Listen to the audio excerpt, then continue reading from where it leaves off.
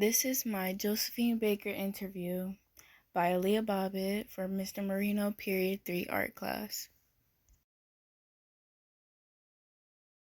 Good morning. Today we will be having a very special guest in today's interview.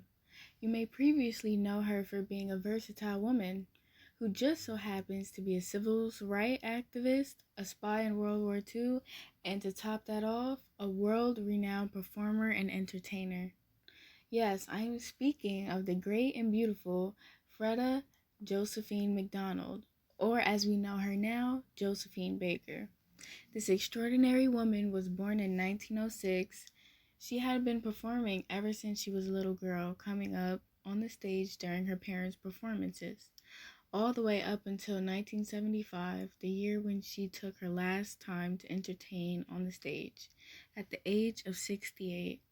And here we have her, Miss Josephine Baker herself. Thank you so much for that wonderful introduction. It is a pleasure to be here today, and thank you for having me.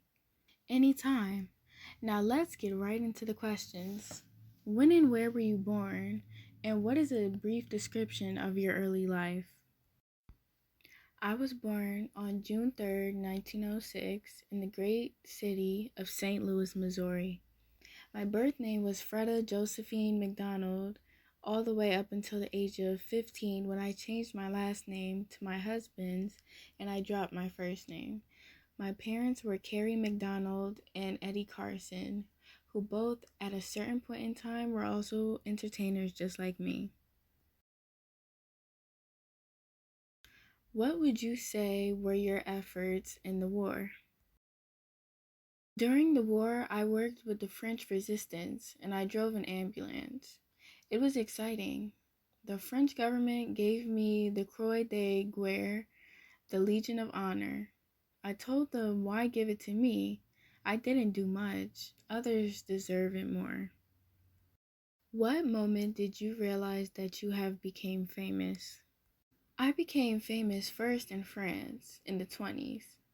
I just couldn't stand America, and I was one of the first colored Americans to move to Paris. Oh yes, Bricktop was there as well. Me and her were the only two, and we had a marvelous time. Of course, everyone who was anyone knew Bricky, and they got to know Miss Baker as well.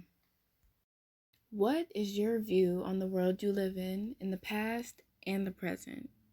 It's all passé, mon cher. America was evil then. There were two evil countries, America and South Africa. America is changing. It is getting better. South Africa is the only evil left. Yes, I'll always remember East St. Louis. It had a terrible effect on me. It was... What is something in your life that you have had to persevere through and overcome?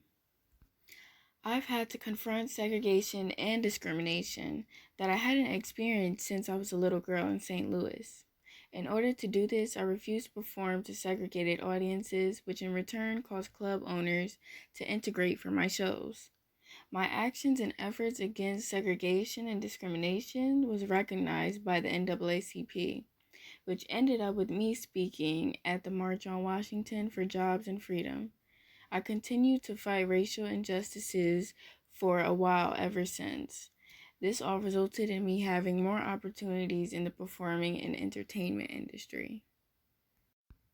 Okay, that's all we have time for today. Thank you, Josephine, for coming out today to do this interview with us. Your efforts in the war and in the entertainment industry are appreciated and looked upon with admiration. Everyone, let's give it up for the beautiful and talented Miss Baker. Thank you so much. I enjoyed being here today, and this was a very great experience for me. Enjoy the rest of your day for you and all of the viewers.